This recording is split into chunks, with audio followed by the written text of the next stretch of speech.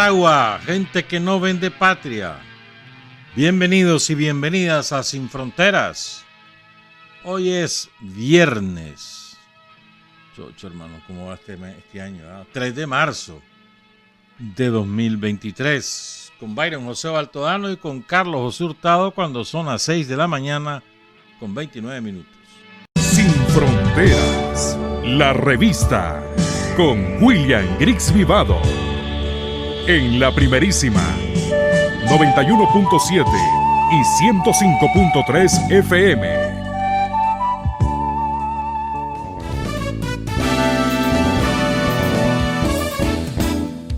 Sin fronteras para decir la verdad. Sin fronteras, trabajar, avanzar, combatir, vencer. Sin fronteras.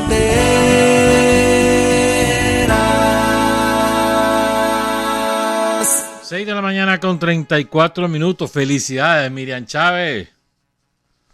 Miriam Chávez está cumpliendo años hoy. Allá vive en su hacienda, una hacienda enorme que tiene allá en Pío 12, en Andasmo, con Juan Vega, disfrutando su jubilación, merecida jubilación, por cierto. Entonces hoy Miriam celebra con sus hijas, con sus hijos, con sus nietos, con sus nietas, con sus bisnietos, y yo creo que ahora Miriam tiene tataranieto.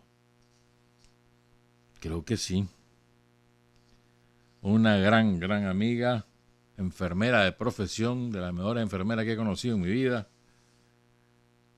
y una gran madre de familia. Sandinista hasta los tuétanos, de las que participó en el repliegue. Felicidades, Miriam.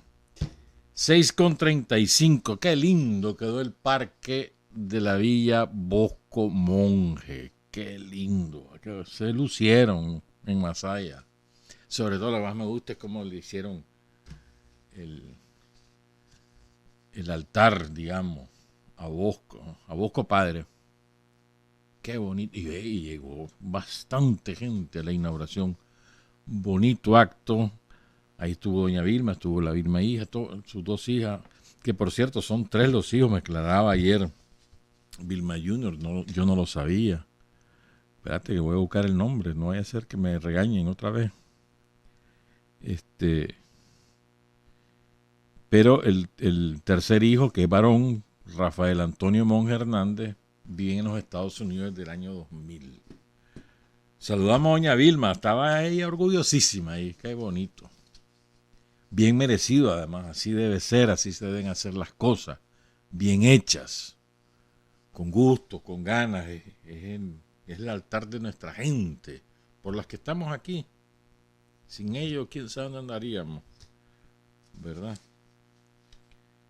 Y con su cancha, tiene una cosa como túnel ahí.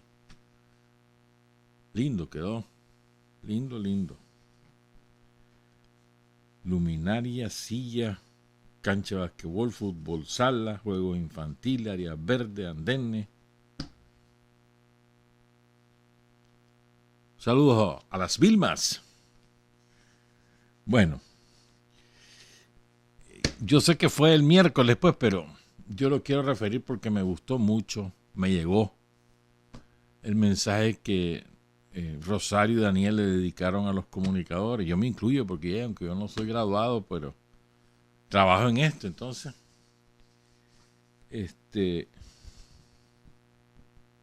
Y me gustó mucho ese mensaje.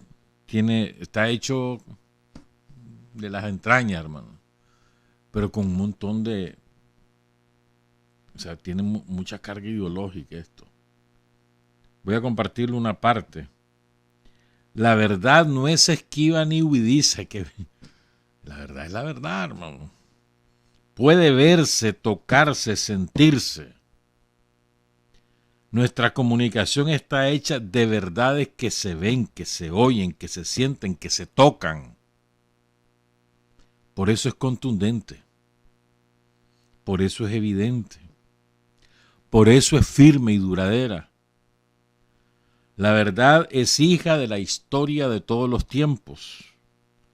La verdad histórica que nos hace fuertes, dignos y libres. Nuestras verdades han resplandecido y resplandecen entre la oscurana infernal de la distorsión, la difamación y las calumnias, porque nuestra historia es de carne y hueso, de sangre y nervio, de aguerridas razas, de ancestros que renacen cada día en nuestros corazones, dándonos más vigor para las luchas, más vida verdadera, más realidades sencillas y transparentes, más y más banderas de honor y gloria. Nuestro abrazo en el fragor del combate. Esto es salvajada. Estamos en el combate, hermano. Sabiendo que las farsas y falsedades de los apátridas y sus amos no han podido ni podrán con las evidentes fortalezas de nuestras palabras. La fortaleza de nuestras palabras. Aquí el Verbo se ha hecho carne y habita entre nosotros. Felicitémonos por cada batalla victoriosa, por ser capaces de honrar a nuestros héroes, por hablar con sabiduría y ciencia, en batallas y en victorias, guerrilleros de fuegos sagrados y de tinta hecha de la sangre impecable y lúcida de los valientes, como dijo Rugama, que se rinda tu madre. Me llegó muy lindo el mensaje,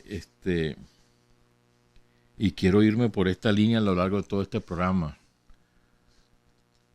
sobre esto que menciona el presidente y la vicepresidenta. Felicitémonos por ser capaces de honrar a nuestros héroes. Vamos a honrarlos, pues, con trabajo, con dedicación y también con la palabra, para que, como dice el gran intelectual ruso que estuve leyendo ayer, muchas gracias a Natalia Sokolova porque me mandó a regañar, pero bien regañado además. Me sacó de un error horroroso que había cometido. No voy a ni mencionar el nombre del personaje porque es un traidor.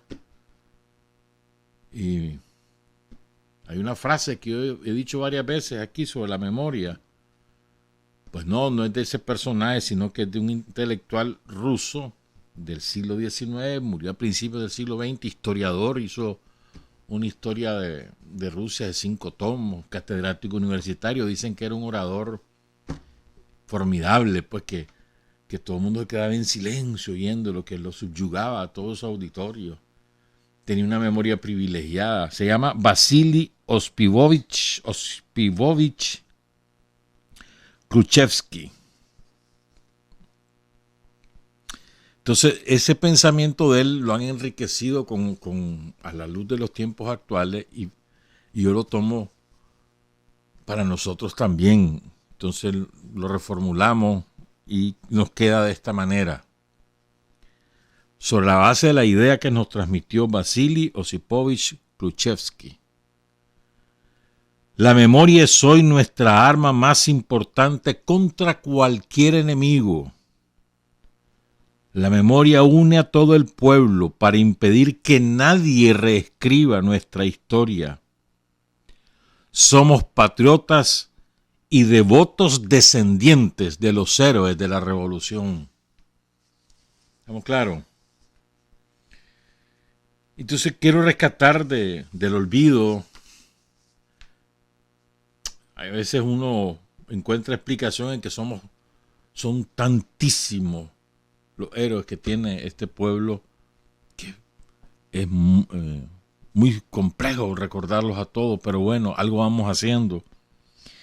Y entonces el otro día la profesora Ángel Herrera me mandó los datos de un periodista asesinado por la Guardia que yo al menos no lo identificaba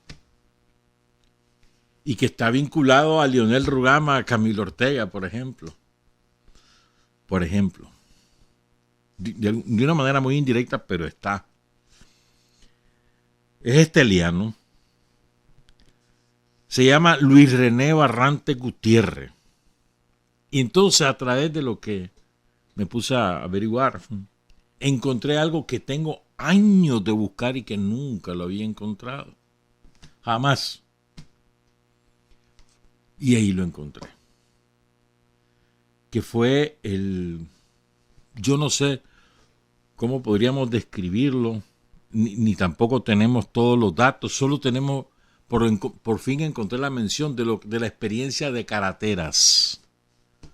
Eso queda como a 5 kilómetros, algo así, hacia el noroeste de la Dalia, de la Dalia. En aquel tiempo, en los años 60, eso era selva pura. Entonces habían localidades que sobre todo eran de cortadores de café, porque eran grandes haciendas cafetaleras.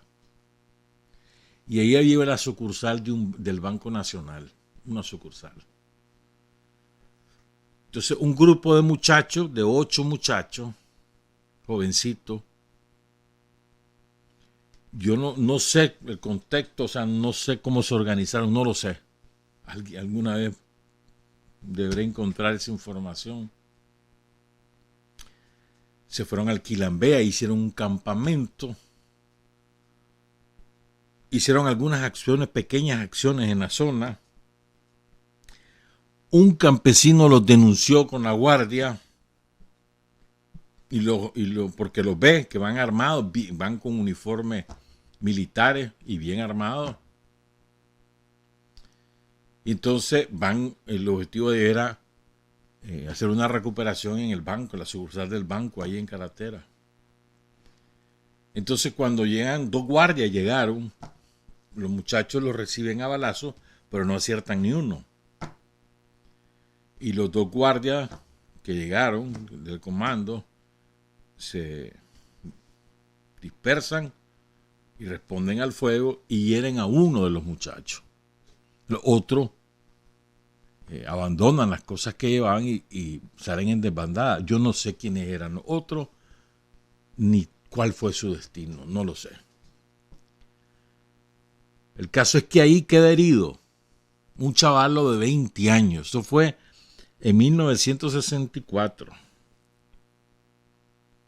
No, perdón, 63. 62, 63. El chavalo que queda herido, que lo llevan al hospital de Estelí, porque él era de Estelí, se llama Luis René Barrante Gutiérrez. ¿Verdad? Tenía 22 años. Sí, 22 años. Porque nació el 31 de marzo de 1941. Hijo de Jerónimo Barrante, que era empleado de la alcaldía de Estelí. Entonces quedó herido, la familia lo llegó a ver. Él estaba casado, tenía 2 hijas. Su esposa, Sonia Parrales, creo que aún vive allí en Estelí. Creo que también vive una de sus hijas allí, otra está fuera del país. Entonces, chavalo, después de eso, comienza a estudiar. Fíjate que en aquella época, el bachillerato, en los años 50, 40, 50, increíble, vos. En Estelí no se podía estudiar bachiller, te graduabas en primaria. Para estudiar secundaria había que viajar a Jinotepia, dirían, vamos a Managua.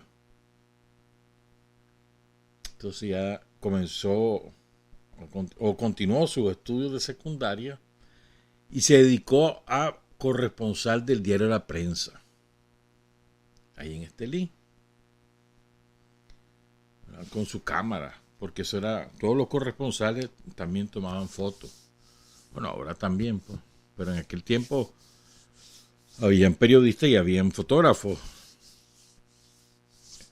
Los corresponsales no tenían que hacer las 2 funciones, como ahora. El caso es que entonces el 16 de julio de 1969, recuerden que el 15 de julio, el heroico combate de Julio Buitrago Urró, que cae frente a 300 guardias y las tanquetas y demás, pero el mismo día en Santo Domingo caen 3 compañeros. Recuerdan, ¿verdad? Creo que es Aníbal, Marco, no me acuerdo el otro ahorita. Bueno, entonces, y Alessio Blandón. Claro, si es del que voy a hablar. Entonces, Alessio Blandón es de Estelí, era maestro, normalista. La guardia se niega a entregar los cuerpos de los chavalos que cayeron en Santo Domingo. Entonces el frente, los chavalos del frente, deciden hacer un entierro simbólico en Estelí. Lionel Rugama es de Estelí. Lionel conocía a Alessio, obviamente. Entonces Camilo Ortega, que era estudiante en la UCA, es uno de los que organiza, y se va con gente, se va también Lionel, llega también Carlos Agüero, y se van a Estelí al entierro simbólico de Alessio Blandón. ¿Entierro simbólico por qué? Porque no tenían el cuerpo, entonces hacen un entierro simbólico. ¿No? Una manifestación pacífica. Y ahí van ellos. Entonces cuenta un hermano de Luis René Barrante, que es toda una personalidad ahí en Estelí, que se llama José Augusto Barrante, que después que muere su hermano, él toma su relevo y se hace corresponsal de la prensa y después se dedica a otras cosas. Él cuenta lo siguiente: la manifestación venía pacífica, cuando de pronto llegó una patrulla de la Guardia Nacional. A mí nunca se me olvida porque estaba trabajando en el Teatro Estelí. Ese día no había llegado el portero y yo estaba fungiendo como portero. Cuando miré pasar la patrulla, que se me quedó grabada para toda la vida. La patrulla se le interpone a la manifestación por donde fue la pensión Bolívar, es decir, por la Petronica El Carmen, 1:30 al norte. Y la guardia dispara, matando a 2 estudiantes, aproximadamente a las 7:30 de la noche. ¿Verdad? Esa noche fue algo terrible. Me avisaron y salí al hospital, pero ya encontré muerto a Luis René. Fue algo terrible porque Estelí se puso en estado de sitio. La gente tuvo temor, pánico, miedo de salir para acompañarnos a la vela.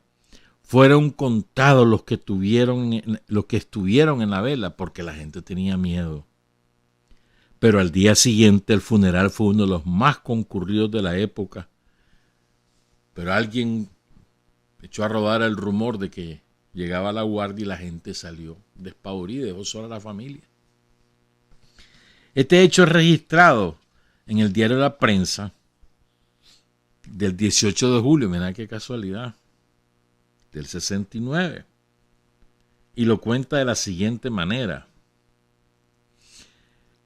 que la guardia dispara por una imprudencia fatal de parte del oficial cuyo nombre era, seguramente ya murió, Nahum Celedón, teniente Nahum Celedón.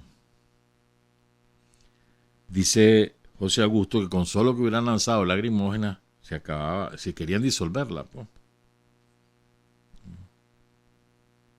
Y la manifestación iba por el Boulevard de los Estudiantes, buscando el centro de Estelí.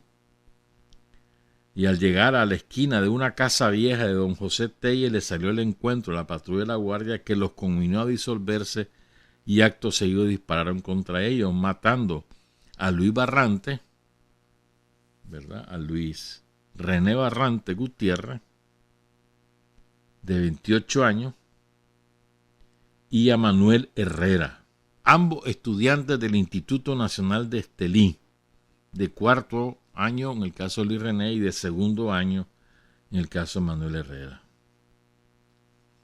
Después de los que caen muertos los 2 chavalos, pues se disolvió la manifestación. La guardia echó preso a Armando Valenzuela, a Roberto Aguilar, a René Ferrufino y a Tránsito Leiva. Y al día siguiente, otro funeral con los 2 chavalos. Así es terrible. Así era la guardia, esa es la guardia. Retratada la guardia. Debajo, ya está. Matando gente. El balazo que mata a Luis René le penetró por la tetilla derecha, Le destrozó un pulmón, le destrozó los órganos. Balazo de Garan, hermano. ¿Cuándo se iba a salvar el pobre?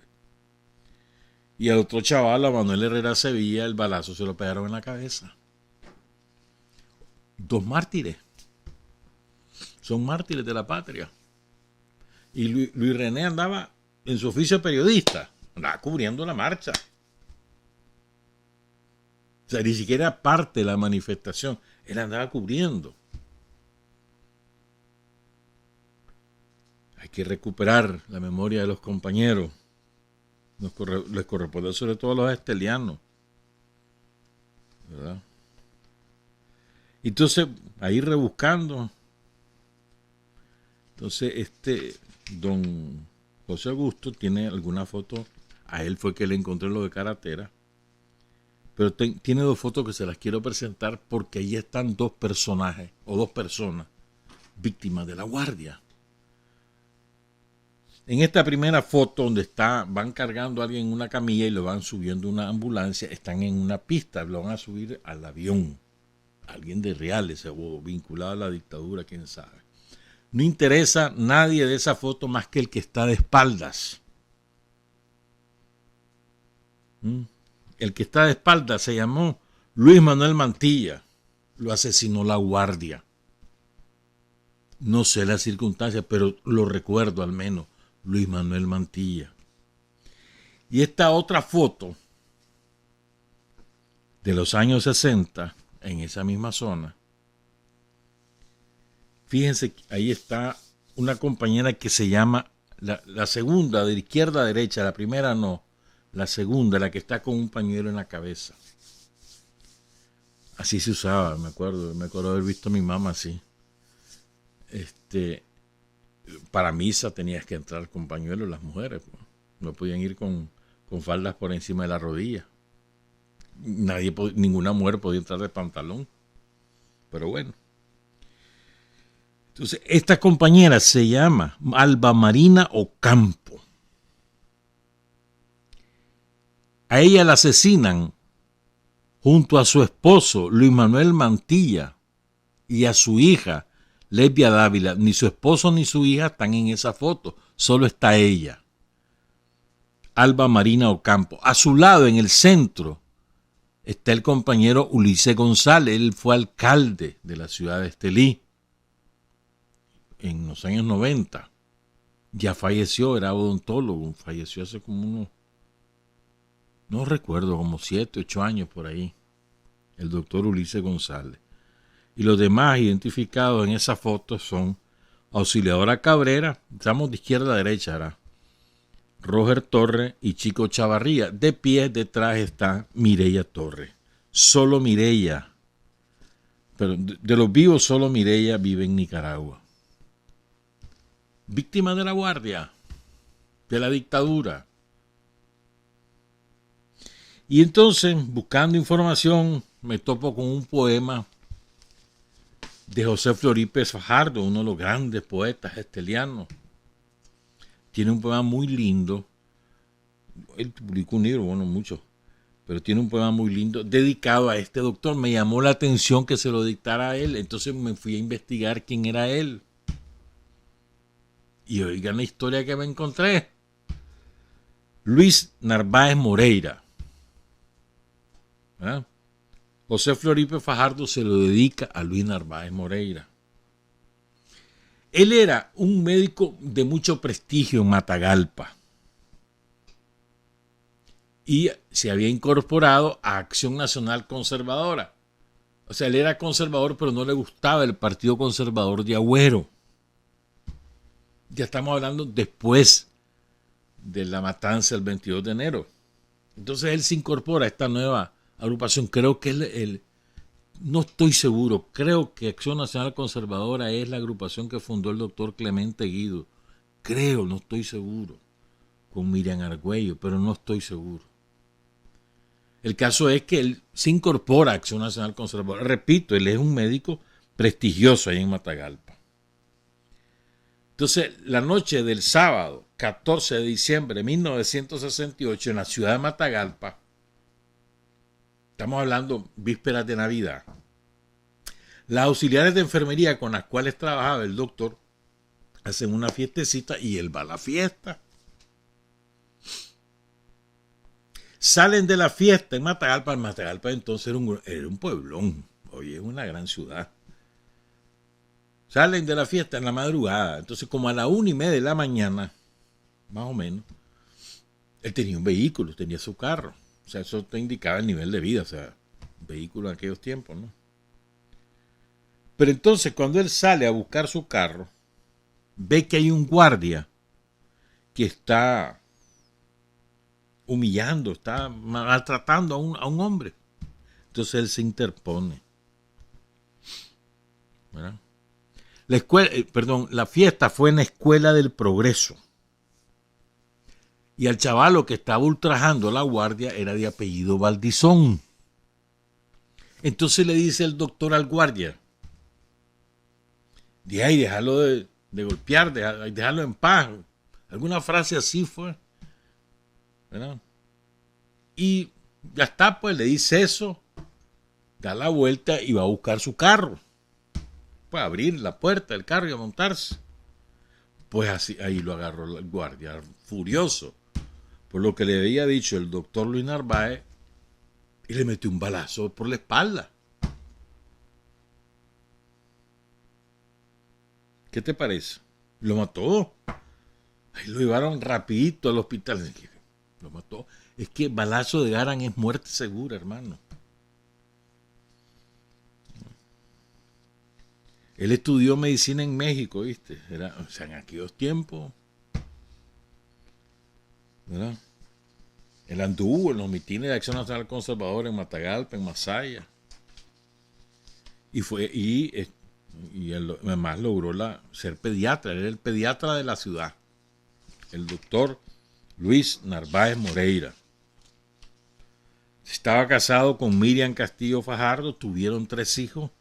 Lili Narváez Castillo y Telma Leonor Narváez Castillo y Carolina Narváez Castillo. Otro mártir. Perdido en la historia. Y cierro con esto, porque aunque la fecha no es hoy, pero es que a vos no te pasa, a mí me pasa, fíjate que cuando veo todas las fotos de nuestra gente, de tanta gente asesinada, siempre me pregunto, ¿qué hubieran sido? Arquitectos, ingenieros, o carpinteros, albañiles, ¿cuántos hijos habrían tenido? Una maestra tal vez, enfermera, o dedicada a su casa. ¿Qué hubieran sido, no? A mí me pasa eso, pues, me da cosa por verlo, porque uno se queda viendo la foto, cualquier foto, de cualquier edad, ahí van a ver la foto que les voy a poner después.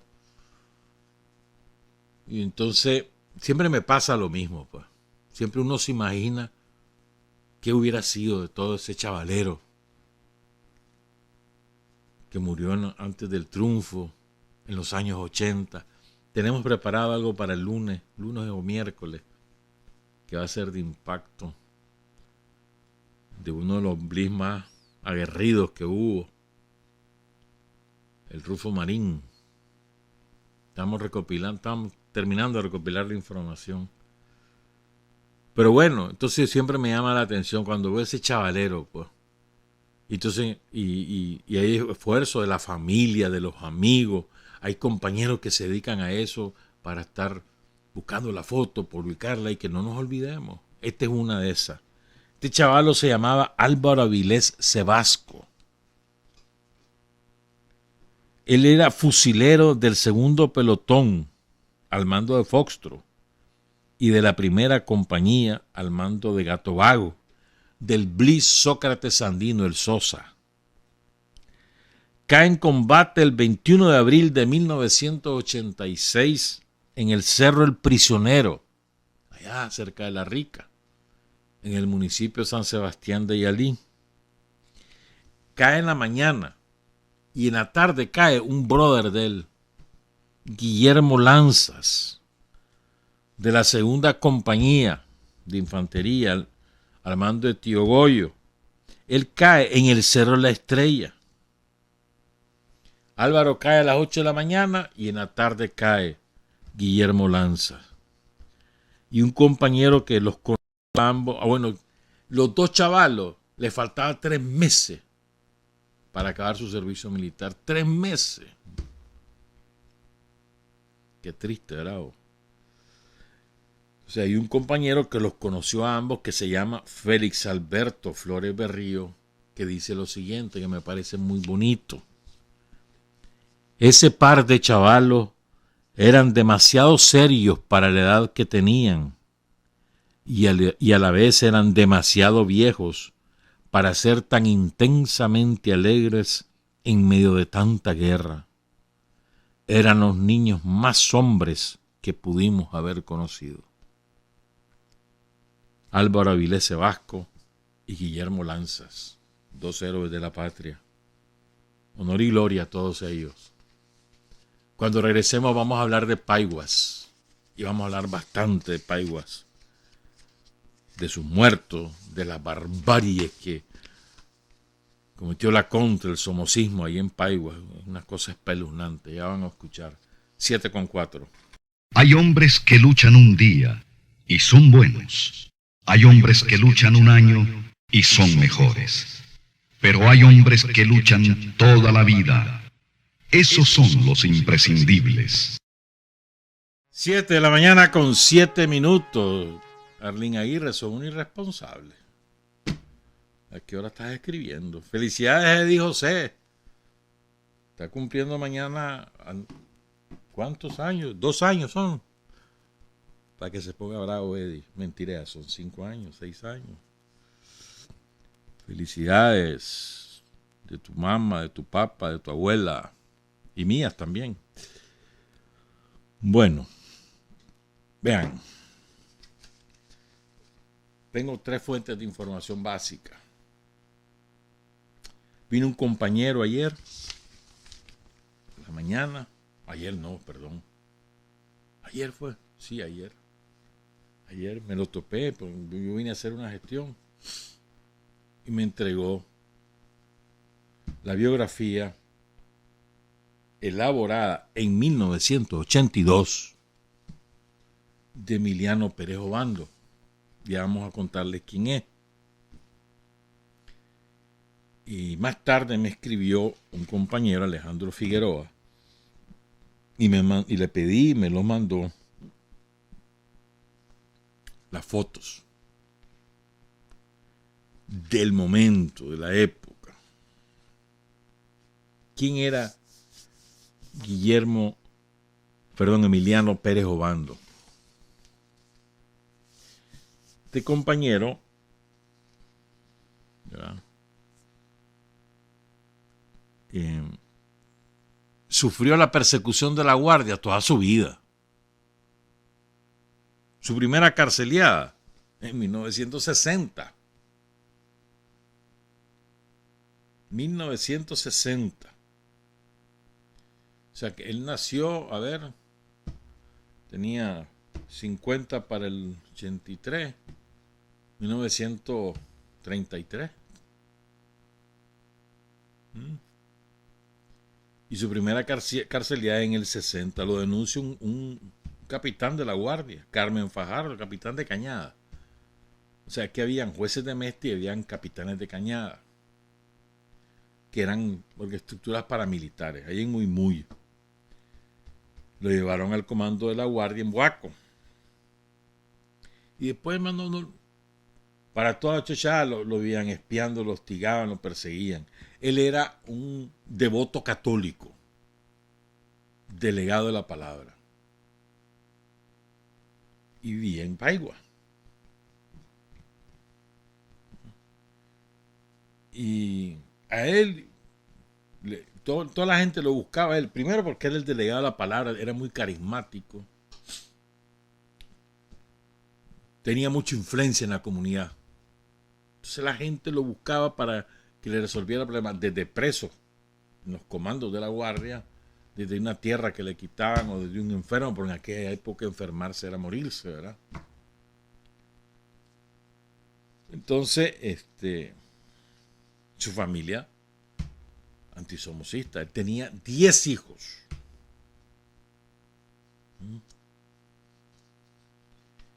Después de cuando matan a Pedro Joaquín por iniciativa de Emiliano, al mes del magnicidio, el 10 de febrero del 78, él organizó una misa, ¿verdad? Y eso era un desafío a la guardia.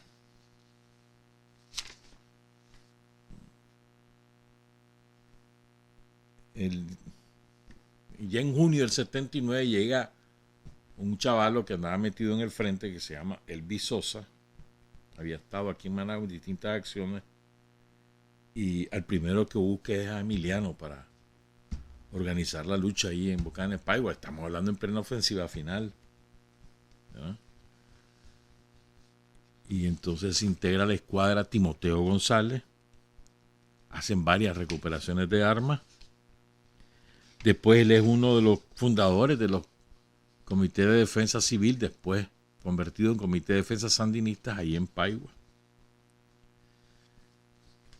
Y se fue a organizar a la gente en las montañas, en los CDS. Van a saber por qué es tan importante esto, ahorita que les cuente. O sea, organizar los CDS en la montaña era muy importante porque para que la gente se agrupara, hiciera sus demandas, todas las cosas, porque estábamos ya gobernando, estábamos en la revolución, para hacer cooperativas y demás, ¿verdad? Y en octubre del 79 ya le dan la militancia del frente. Y en diciembre de 1979 la revolución lo nombra como el juez local único de Paiguas, ¿verdad? Después lo nombran secretario político de Paiguas, que llevaba el nombre de los héroes de Saugales. Y miren, en aquella época, pues ahora hay carretera que la hizo Daniel, inauguraron el año pasado. Son como... Paiguas queda al sureste de Río Blanco, como 21 kilómetros al sureste de Río Blanco. Paiguas significa dos ríos, boca de dos ríos, algo así es que significa. Y en un río que no está en un caudal así, el Río Grande, que cuando va por Paiguas ya va grande. Porque en la medida que se va acercando al mar, se va ampliando ese río, va ampliando. Bueno, el caso es que llegar a Paigua era un sacrificio. Porque habían, qué sé yo, a cada rato tenía un abra o un riachuelo o una corriente que partía la carretera, la negaba, lodazales, pegadero. Solo son 21 kilómetros, se hacían en 3 horas a veces, para poder llegar en vehículo. Ya Daniel hizo esa carretera, con sus cunetas, con sus andenes. A ver, en Paigua no había energía eléctrica hasta hace poco. Daniel también la hizo allí, la pusieron ahí. O sea, Paigua estaba totalmente abandonado. Y peor porque nosotros no gobernábamos Paigua desde el 90 hasta ahorita que ganamos. Hicieron verdaderas fiestas ahí. Y ya se va a notar el progreso, ya verán, apenas tenemos 2 meses de estar gobernando Paigua. Para ahí van a ver el cambio que va a haber. El caso es que, bueno, regresando a Emiliano, entonces está de juez. Él organizó los CDS en la montaña y ahí, pues, y llegar a Paigua, eso era una aventura, pues. Paiguas, que es queda como a 2 kilómetros del borde fronterizo entre el Caribe Sur y el departamento de Matagalpa, en la esquina, ¿verdad? Que a veces se confunde que Paigua es de Matagalpa. No, hermano, Paigua es del Caribe Sur, de la región autónoma del Caribe Sur, ¿verdad? Fíjate que lo seleccionan.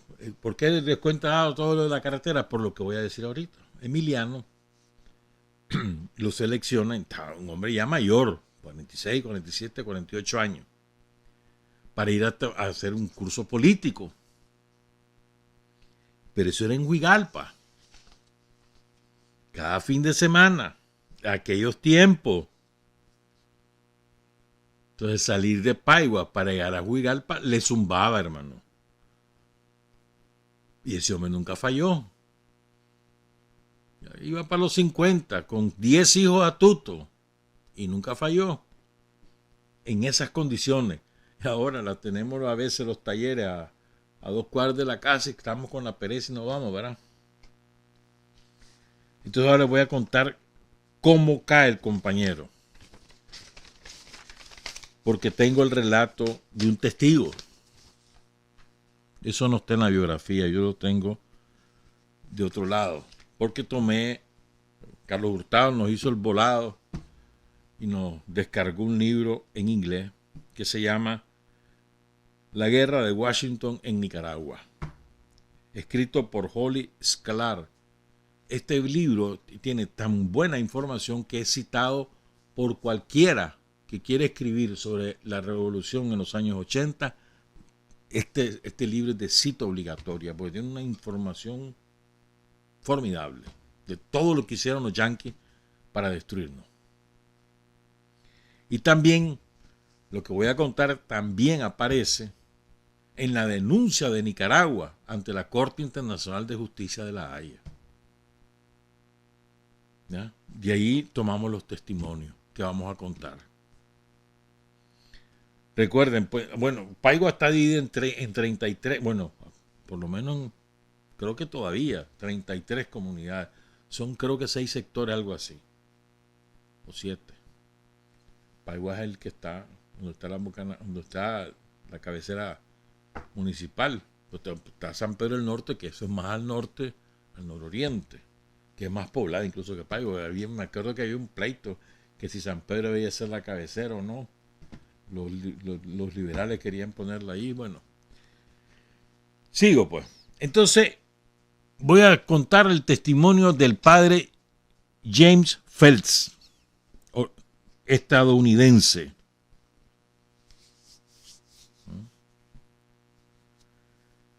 Párroco de Paiguas en esos años. Voy a comenzar a leer lo que él dice. Repito, este testimonio aparece en distintos fragmentos en estos 2 documentos que les he dicho.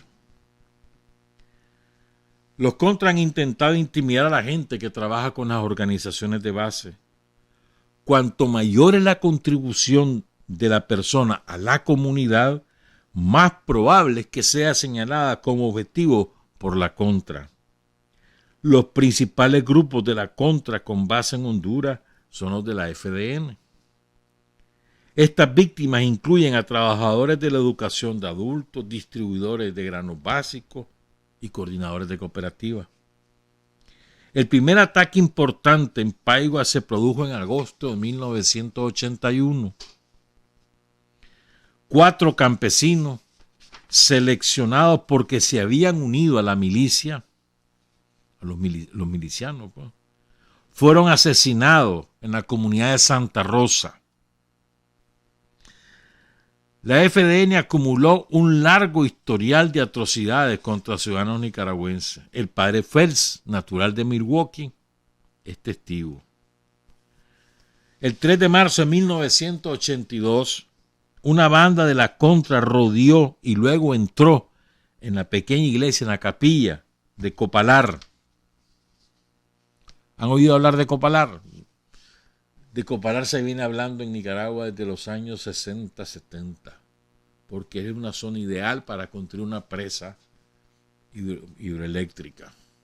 Nunca se ha hecho. Somoza la planeó, nosotros también. Aquí nosotros ahora en esta nueva fase le íbamos a hacer con los brasileños. Los pueblos brasileños se metieron unos grandes enredos, ya lo conocen ustedes.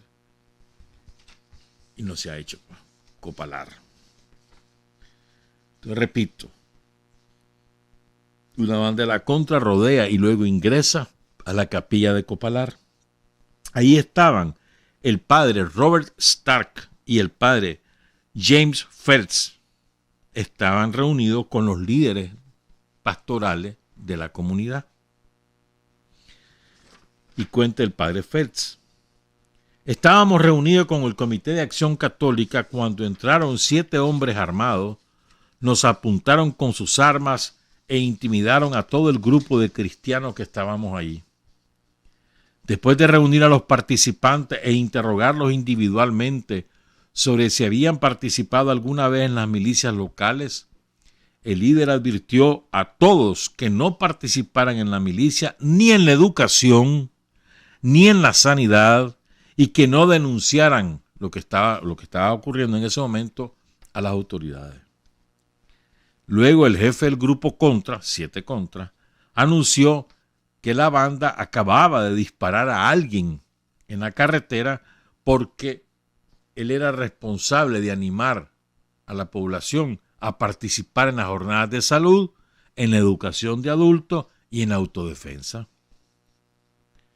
Nos preguntaron que si teníamos algo que ver con el proceso revolucionario, que si era así nos iban a dar duro.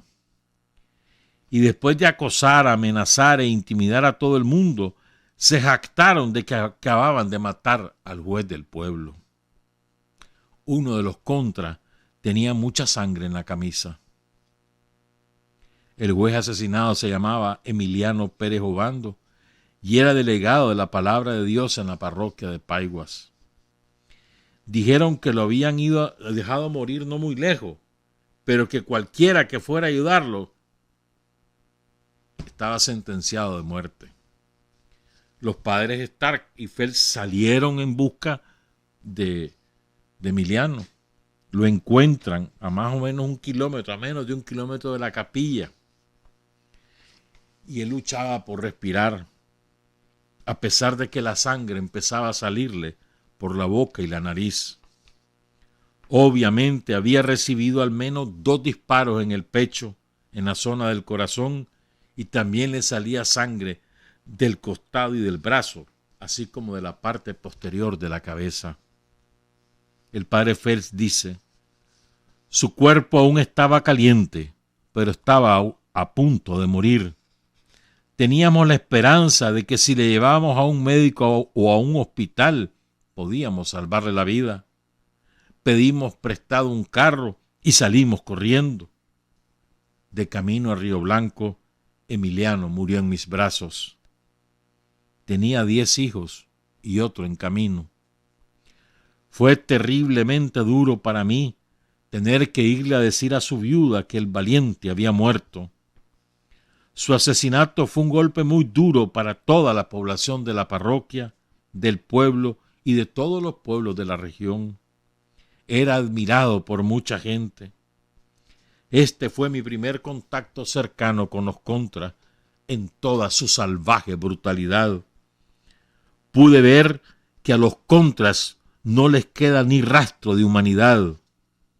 Vi cómo se jactaban de haber asesinado a esta persona y cómo disfrutaban intimidando a la gente. Vi cómo habían disfrutado asesinando a Emiliano. Emiliano, que había trabajado estrechamente con la parroquia durante muchos años, fue delegado de la palabra durante 12 años y la contra lo había amenazado de muerte desde el triunfo. ¿Qué pasó? Lo matan y con la gente entra en pánico porque era el principal líder de Paigua. Y ya no iban a las clases de educación de adultos, ya no querían que los vacunaran, ni querían ir al puesto de salud, ni querían que los visitaran. La gente tenía miedo. La contra había dicho expresamente a la gente de Copalar que la muerte de Emiliano debía tomarse como un calentamiento para todos los que participaran en cualquier organización sandinista. Por ejemplo, Felipe Oporta era coordinador del Comité de Defensa Sandinista en el Jorgito, así se llama. Esto queda ya contiguo a la Cruz de Río Grande, al municipio. Así se llama la zona, el Jorgito. Y hay otra zona que vamos a hablar que se llama el Anito. Él tenía ahí un puesto de navas, Felipe Oporta. Sobre todo vendía azúcar y jabón, que en la zona, en esos años, y el azúcar, jabón y la sal era, hermano, por Dios, era oro. Cuando un vecino del pueblo lo detiene la contra y se identifica que él vive en el Jorgito. Entonces los contras lo comienzan a interrogar sobre Oporta, sobre Felipe Oporta, que quién es, que qué hace, que a quién le vende, que a quién no le vende, de quién es amigo, de quién no es amigo. ¿Qué hizo? Le preguntaban. ¿A quién le vendió sus productos? Decían que andaban investigando a Oporta. En esos días secuestraron al yerno de Felipe Oporta, que también vendía productos básicos, y a bayonetazos puros lo asesinaron. En agosto de 1982 y otra vez en enero de 1983, los contras atacaron la cooperativa Flor de Pino en Malacaguas. En el primer ataque irrumpieron de madrugada en la casa de Fausto Sánchez, coordinador de la educación de adultos. Lo mataron e hirieron a su hermano. En el segundo ataque destrozaron la cooperativa, asesinaron a 8 miembros de la cooperativa y obligaron al resto a huir de Paiguas y abandonar la cooperativa y las tierras. A finales de agosto de 1983, una banda de 350 mercenarios que llevaba secuestrados a 150 civiles entró en las montañas de Paigua y lanzó ataques contra 4 comunidades: El Anito, El Guayabo, Las Minitas y Ocaguas. En El Anito, los contras mataron a 6 civiles desarmados. Tras bombardear la comunidad, obligaron a los habitantes a ir a la capilla, tumbarse boca abajo, mientras incendiaban sus casas. Mira qué horrible esto. Matan a 8. ¿Verdad? Sacan a toda la gente de sus casas, la llevan a la capilla, los acuestan boca abajo y no vuelvan a ver, cabrones. Y le pegan fuego a todas sus casas. Ese horror vivieron los campesinos en Paigua. Cuenta Valentín Velázquez y Cristina Cerda, un matrimonio que tenía 10 hijos. Esto lo testificaron frente a notario público. Llegaron a la casa. Estábamos todos en el suelo porque estaban disparando balas y morteros. Estuvieron como 1 hora en la casa. Se llevaron todo. Cuando terminaron, nos llevaron a la capilla junto con otras personas de la comunidad. Dijeron que querían liberar al pueblo de Nicaragua del comunismo y que no les gustaban los rusos. Estaban muy orgullosos de las armas que recibieron de Reagan, diciendo que las armas que tenían los sandinistas no eran buenas. Buscaron gasolina y quemaron las casas, incluyendo el puesto de Navas que nosotros dirigíamos. Estos eran los dueños del puesto. Por eso entraron ahí, saquean de alimentos y luego le prenden fuego.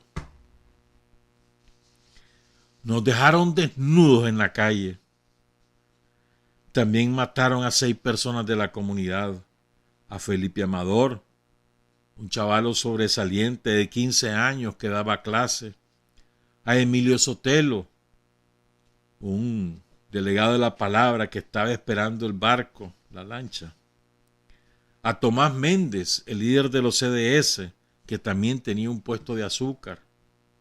A él lo quemaron, le rompieron la cabeza y lo torturaron para que sirviera de ejemplo a los demás. A Roberto Méndez, sobrino de Tomás Méndez. A Jerónimo Espinosa. ¿Saben por qué mataron a Jerónimo? Porque les dijo que los compas eran buena gente. No, si los compas son buena gente, le dijo. Así son buena gente. Le cortaron la cabeza. Y a Natividad Ojeda, otra muchacha, le cortaron la cabeza. Además de las muertes, dicen el matrimonio Valentín y Cristina, además de las muertes, nos dejaron mendigando ropa y comida. La destrucción del puesto de Navá, de la bodega de Navá, dejó a muchos niños sufriendo desnutrición. Unas 2.000 personas se abastecían de alimentos en Navá. Y la gente siempre tiene miedo de que vuelva la contra. Ahora vamos a lo que ocurre. Esto es lo que ocurre en el Anito. Otro testimonio es el de Agustín Sequeira Rivas. Él era el jefe del CDS ahí en el Anito. Oye, que los contras están entrando. ¿Cómo oye? Pues los balazos y los morterazos. Huye a la montaña, porque sabe que iban detrás de él. Y después, pues, ya se logró encontrar, porque él se fue a las montañas y después bajó a Bocanepaigua, pues. El Anito de Bocanepaigua son bastantes kilómetros en aquellos tiempos a pie, hermano. ¿Ya? Entonces,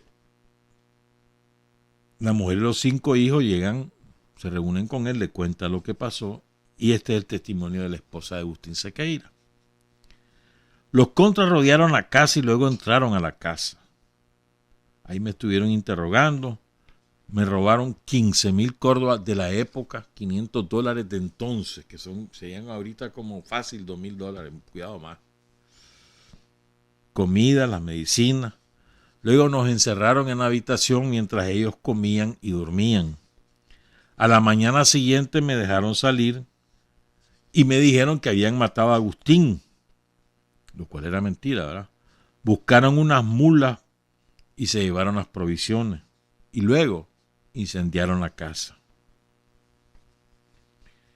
Valentín Velázquez, Cristina Cerda, Felipe Porta, Agustín Sequeira, entre los refugiados que estaban en Bocanepaigua, que dejaron su finca. El padre Feld describió cómo los contras se dirigieron a la región del Guayabo. En el camino se encontraron con un hombre llamado Chico Sotelo. Chico tenía ganado y no era partidario de la revolución. No era sandinista. Tenía dinero y tenía una finca grande. Cuando lo para la contra, comete un error. Se saca una libreta que decía la UNAC. Esas libretas le servían para préstamos y para comerciar, para otras cosas. Se saca la libreta que dice UNAC y entonces lo fusilaron. Y no era sandinista. Y después siguieron quemando las casas. Las casas que encontraban las iban quemando. La marcha de la muerte, dice el padre Fels, llegó hasta el Guayabo. Allí hay un caserío que se llama San Francisco. Ahí mataron a varias personas. Mataban a la gente si eran miembros de los CDS o eran comerciantes o milicianos. Y nadie estaba armado en la comunidad. Violaron a una niña de 4 años. Después que la violaron, la degollaron, le cortaron la cabeza y colgaron la cabeza de la niña a un poste junto a la carretera, junto al camino. Una niña de 4 años. La violaron, la degollaron, le cortaron la cabeza y colgaron la cabeza de un poste a la orilla del camino. Este es un testimonio del padre Fels. No estamos hablando de lo que cuentan los sandinistas. Seguramente el padre Fels falleció, ¿verdad? Hace muchos años de esto. Y oigan este otro relato que es estremecedor, lo que van a escuchar. Hubo otro caso especial de crueldad en esa misma operación de la Contra. Una niña de 11 años, Cristina Borge Díaz, estaba visitando a su tío. El tío estaba en la lista de los contras para asesinarlo. Y efectivamente llegaron a la casa y lo mataron. Cuando vieron a la niña, decidieron divertirse un poco. Solo me recuerdo del comportamiento de los yanquis en las montañas de la Segovia. Y la utilizaron a la niña, repito su nombre, Cristina Borges Díaz, 11 años, la utilizaron como tiro al blanco. El primero se monta en su caballo y se va al galope para ver si le pega el balazo. Falló. Como él falla, le dice a otro, matala. El otro le pega un balazo por la espalda y le sale por el pecho. Otro balazo le roza el cuero cabelludo, la cabeza. Otro balazo le pega en la mano derecha. Y otro balazo en la cadera izquierda. La niña sigue viva. Y se fueron, creyendo que la habían matado, obviamente. Pero la niña estaba viva. Llegó un trabajador que venía de trabajar a la huerta y la encuentra. Estaba más muerta que viva. Pues la niña la trasladaron a Managua y se salvó. Y ella contó su historia a los misioneros estadounidenses, unos que vinieron a Nicaragua en 1985. Y si mal no recuerdo, la contó aquí, a 2 cuadras de aquí. Ahí quedaba la sede de ellos. Sigo, porque aquí sigue, hermano. Lo que ha vivido el pueblo de Paiguas, donde por fin volvimos a gobernar a partir de este año. El padre Félix visitó el Anito y los otros lugares poco después del ataque. En el Guayabo, 9 personas fueron asesinadas. Una niña de 14 años había sido violada repetidamente y luego decapitada. 3 mujeres fueron obligadas a tumbarse en el barro mientras los contras les disparaban. Mataron a una e hirieron a la otra. Una mujer fue violada. Cristina Borges, que ya les conté. Cristina presenció el asesinato de 2 tíos y otra mujer. E incendiaron 4 viviendas. En Ocaguas, 3 campesinos fueron asesinados. A uno, vivo, le sacaron los ojos y después lo degollaron. Otro fue encontrado colgado de la viga de su propia casa. En Las Minitas, los contras quemaron 6 casas y mataron a 2 líderes locales. Un delegado de la palabra que logró escapar le contó al padre Fels que un contra amenazó con cortarlo la cabeza para que pudieran beber su sangre, mientras que otro sugirió que lo colgaran hasta que se le saliera la lengua, que lo castigaran por no decirnos dónde están sus hijos, que eran milicianos. El padre Fels, después de recorrer la zona, calculó que 20 civiles fueron asesinados, 2 mujeres heridas, 3 mujeres violadas, 18 viviendas quemadas y 144 campesinos obligados a irse y a refugiarse en la ciudad de Paigua. El 23 de diciembre de 1983, una banda de 20 contrarrevolucionarios ingresa a la comarca de Calderón. A las 4 de la madrugada, los asaltantes rodean y entran a la casa de don Julio César Ortiz, de 19 años, que vivía con su mujer, 2 niños y una niña. Hicieron que Julio César Ortiz, de 19 años, se tumbara boca abajo en el suelo y le exigieron que les dijera cuántos hombres había en el puesto de la milicia y qué tipo de armas tenían. Cuando se negó, le obligaron a acompañarlos al puesto junto con otro hombre. A unos 100 metros del pueblo hicieron que Ortiz y el otro hombre se tumbaran de nuevo boca abajo mientras atacaban sin éxito el puesto. Volvieron al lugar donde estaban los 2 tirados en el piso. Ya que no hemos podido encontrar a tu papa, que era un miliciano, vos la vas a pagar, y le metieron un balazo en la cabeza al chavalo, a Julio César Ortiz, padre de 3 hijos. También dispararon al otro hombre en la nuca y lo dieron por muerto, pero no murió. Tras abandonar el pueblo, asesinaron a Josefa Molinares, la mujer del otro hombre que le habían pegado el tiro en la nuca y que sobrevivió.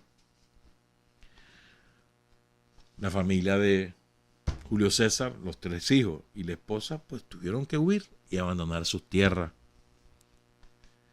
No tienen trabajo, no tienen de qué vivir.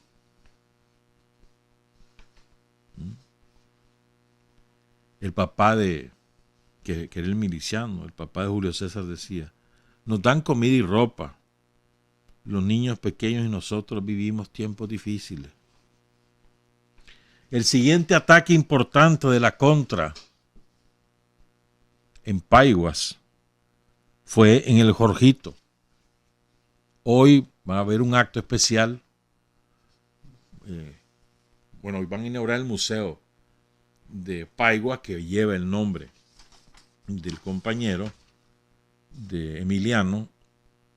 Pero ayer, creo que fue ayer o antier, los campesinos de la zona y gente del pueblo se fue al Jorgito y van a levantar un monumento, un memorial a los héroes. Ya van a saber por qué. Entonces, el 13 de mayo de 1984, la Contra llegó al Jorgito con morteros, granadas, ametralladoras. Y en una casa estaba un grupo de milicianos, estaban desarmados. Milicianos pero no habían armas, esa es la verdad. Estaban celebrando una fiesta, pues, con los chavalos, con las mujeres. Una fiesta, eso es todo. 13 de mayo de 1984, o sea, antes de San Isidro.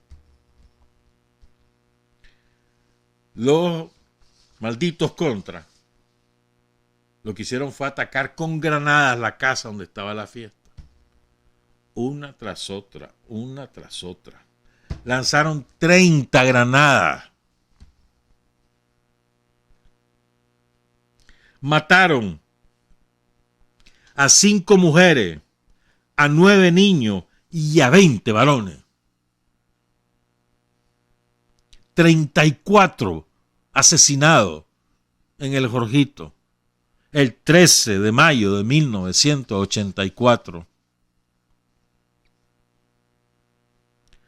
A algunos después les cortaron la garganta o les quitaron la piel de la cara. Les rebanaban la cara con bayoneta.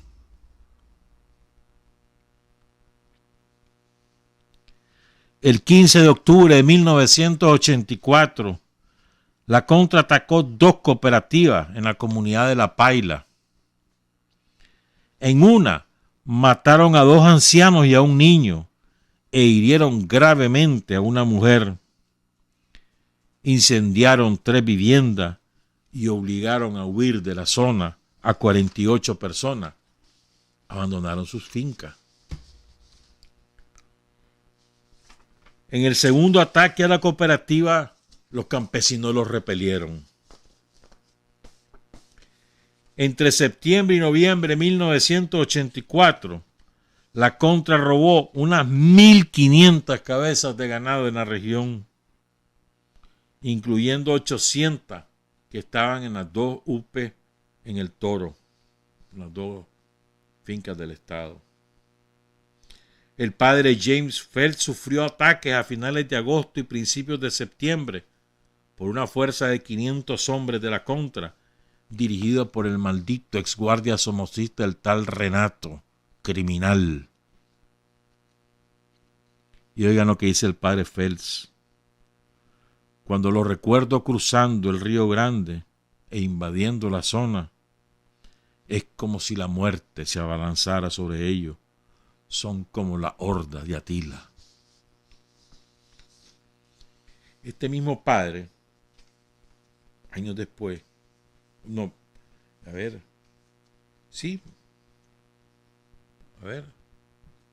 el 84 mismo, le dio declaraciones al periódico The Washington Post.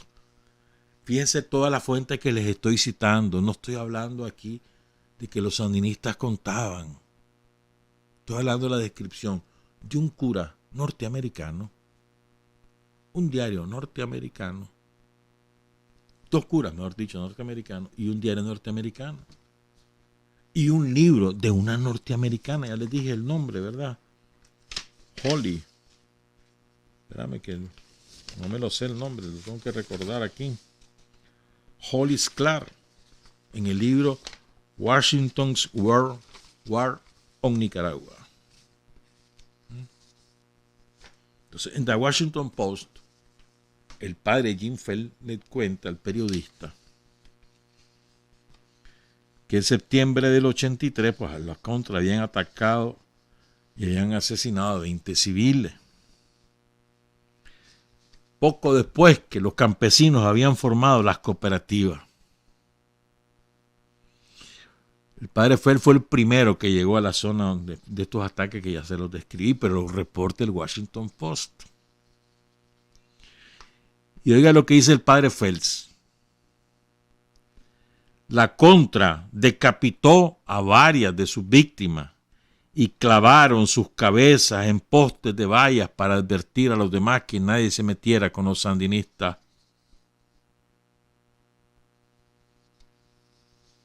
¿Estamos claros?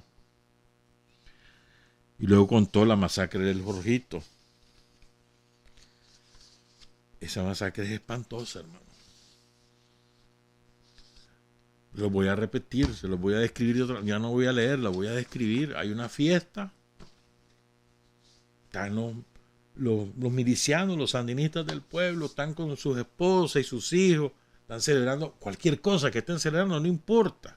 13 de mayo de 1984.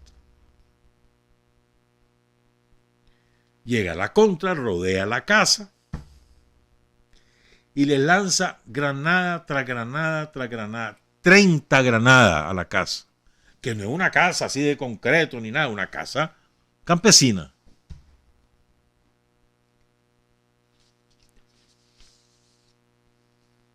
Fíjense bien.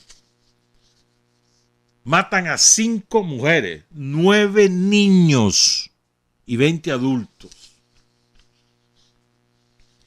Algunos los degollaron y a otros le rebanaron la cara, le quitaron la piel de la cara. Ese espanto ocurrió en Nicaragua, en Paiguas, en el Jorgito. Lo hicieron los Contras, los que financió Reagan, los que financió Estados Unidos. Los mismos Contras que heredaron ese odio, esa rabia y esa crueldad a los que protagonizaron el golpe de 2018. Son los mismos. Es la misma crueldad. Lo llevan en el ADN. Cuando te hablen que ellos quieren la democracia, la paz y liberarnos de la dictadura, recuerden esas masacres, compañeras y compañeros. Cuéntensela a sus hijos, cuéntensela a sus hermanos, cuenten esta masacre. Están documentadas. No las decimos nosotros, están documentadas ante abogado y notario, en documentos internacionales, en libros. Y prometo contarles los nombres, darles los nombres de los 35 compañeros asesinados. Vamos a buscarlos esos nombres. Y vamos a cerrar esta parte de hoy, porque también vamos a desenmascarar otras cosas. Ustedes han escuchado a los periodistas, a los sicarios, que se ufanan de ser independientes. ¿Sí? De que ellos dicen, informan objetivamente. Uno de los dirigentes de la Contra venía del Partido Conservador, se llama, no sé si ya murió, Edgar Chamorro Coronel. Él hizo un testimonio donde confirmó todo lo que el gobierno de la revolución había dicho durante toda la guerra de Reagan, de cómo financiaba la CIA. En armas, en alimentos, en entrenamiento, en todo. Pero yo no voy a referirme a eso, me voy a referir a cómo compraban periodistas. Dicho por un contra, Edgar Chamorro Coronel, testimonio ante el Congreso, ante no sé qué, jurado. Él estuvo de jefe en directorio de la Contra, le llamaban, entre enero de 1983 y noviembre de 1984. Lo corrieron por tapudo. Él era encargado de relaciones públicas de la Contra. ¿Ya? Dice, queríamos establecer una sede bien visible en un centro comercial o un edificio de oficina. Esto lo dijo en la Corte de La Haya. Pero a la CIA no le gustó la idea. Dijeron que se convertiría en un objetivo para manifestaciones o actos violentos. Ya te di cómo la CIA sabía lo que estaba haciendo y sabía de que en cualquier lugar que pusieran una oficina de la Contra iba a haber protesta. Insistieron en que tomáramos una elegante suite en el hotel David Williams en Coral Gables, en Florida. Y ese hotel lo pagaba directamente la CIA. A finales de enero de 1983, la CIA le ordena a Edgar Chamorro que se traslade a Tegucigalpa para dirigir la nueva oficina de comunicaciones de la Contra. La estación de la CIA en Honduras, que siempre está adscrita a la embajada, las estaciones de la CIA, o sea, los agentes de la CIA en Honduras, me entregaron dinero en efectivo para contratar a varios escritores, reporteros y técnicos para preparar un boletín mensual llamado Comandos, para dirigir una emisora de radio clandestina la 15 de septiembre y para redactar comunicados de prensa. Sobornar periodistas era parte de mi trabajo. También recibí dinero de la CIA para sobornar a periodistas y locutores hondureños para que escribieran y hablaran favorablemente sobre la Contra y atacaran al gobierno de Nicaragua y pidieran su derrocamiento. Aproximadamente 15 periodistas y locutores hondureños estaban en la nómina de la CIA y nuestra influencia se extendió así a todos los principales periódicos y emisoras de radio y televisión de Honduras. Chamorro supo por colegas de la CIA que la misma táctica, oigan esto, que la misma táctica de sobornar, de comprar periodistas, se empleó en Costa Rica en un esfuerzo por poner a los periódicos y a las emisoras de radio de Costa Rica en contra del gobierno nicaragüense. Según Carlos Morales, creo que ya murió Carlos, no sé, no estoy seguro, profesor de periodismo y expresidente del Sindicato de Periodistas de Costa Rica, al menos 8 periodistas costarricenses, entre ellos 3 de los principales editores, recibían pagos mensuales de la CIA directamente o a través de grupos de la Contra desde 1987. Es posible que haya más, dice Carlos Morales, pero estos los conozco y sé con certeza porque la mayoría son antiguos alumnos míos y algunos me lo han contado. Mira qué bueno. Los 8 periodistas citados por Morales recibían unos 30,000 colones mensuales, unos $500, que era más que el salario que devengaban. Carlos Morales, comentarios editoriales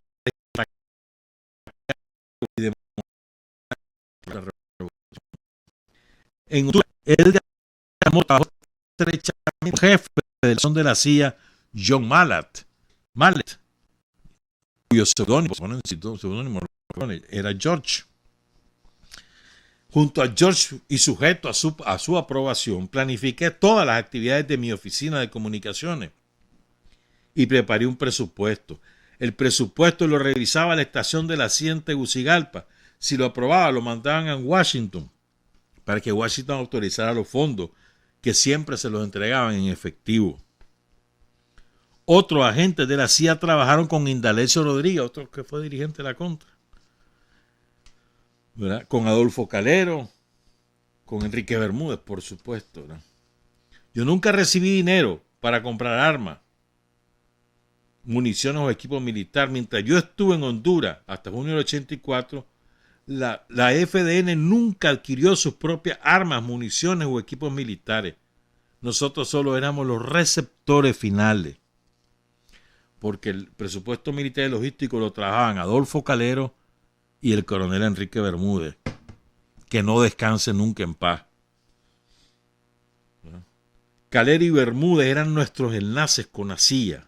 Se reunían constantemente con el jefe de la estación. Los contras, y aquí voy a cerrarme, 3 minutos me voy a tomar. Oigan esto, por favor. Los contras recibían armas soviéticas capturadas por los sionistas en el Líbano y por los guerrilleros, los mujahidines, en Afganistán. Se la daban a los yanquis se la traían a Honduras y Honduras se la entregaban a la contra. Armas soviéticas. La mayoría de las mejores armas, como lanzacohetes RPG-7, morteros de 60 milímetros, fusiles de asalto FALC AK-47, fueron a parar a la FDN. Y la más antigua, incluyendo las carabinas M1, se las dieron a Misurasata, Yatama después. La inteligencia estadounidense, ¿por qué quiero leerles esto? Porque quiero llamar la atención sobre esto, compañeras y compañeros, para los que creen que estas cosas no se hacen. Miren cómo se hacía en los 80 y hoy se hace de una manera mucho más sofisticada. Pongan atención. La inteligencia estadounidense interceptaba en Centroamérica las comunicaciones, además del flujo de armas a El Salvador. La CIA trabajaba con personal militar de Estados Unidos, operaba varias estaciones de interceptación electrónica en Honduras con el propósito de interceptar comunicaciones radiales y telefónicas entre las unidades militares de Nicaragua. Mediante esas actividades de interceptación y descifrando los códigos del gobierno nicaragüense, la CIA pudo determinar y comunicarle a la contra la ubicación exacta de todas las unidades militares del gobierno nicaragüense. La información obtenida por la CIA de esa manera fue corroborada ordinariamente por sobrevuelos del territorio nicaragüense de los satélites de Estados Unidos y sofisticados aviones de vigilancia como el Pájaro Negro. Con esta información, las fuerzas de la contra conocían las áreas en las que podían operar con seguridad libre de tropas del ejército. Si nuestras unidades recibían instrucciones de combatir al ejército, sabían dónde poder hacer emboscadas porque la CIA les informaba las rutas precisas que seguirían las tropas del ejército sandinista. Sin esa información, nuestras fuerzas nunca habrían podido operar con ningún grado de eficacia en Nicaragua. Muchos de nuestros compañeros asesinados fue porque los cabrones yanquis les pasaban las coordenadas donde estaban ubicados para que pudieran matarlos. De eso vamos a hablar el lunes también, de cómo cambió la formalidad de la guerra. A eso le ganamos la guerra, a ese tipo de operación, a esos recursos le ganamos la guerra con el heroísmo del pueblo de Nicaragua, de su juventud sobre todo. Ese es el poder que derrotamos en los años 80 y que le vamos a seguir quebrando, ya sabes qué cosa. Los vamos a seguir venciendo. Trabajar, avanzar, combatir, vencer. Patria y libertad. Revolución es sentido del momento histórico. Es cambiar todo lo que debe ser cambiado. Es igualdad y libertad plenas. Es ser tratado y tratar a los demás como seres humanos. Es emanciparnos por nosotros mismos y con nuestros propios esfuerzos. Es desafiar poderosas fuerzas dominantes dentro y fuera del ámbito social y nacional. Es defender valores en los que se cree, al precio de cualquier sacrificio. Es modestia, desinterés, altruismo, solidaridad y heroísmo. Es no mentir jamás ni violar principios éticos. Es convicción profunda de que no existe fuerza en el mundo capaz de aplastar la fuerza de la verdad y las ideas.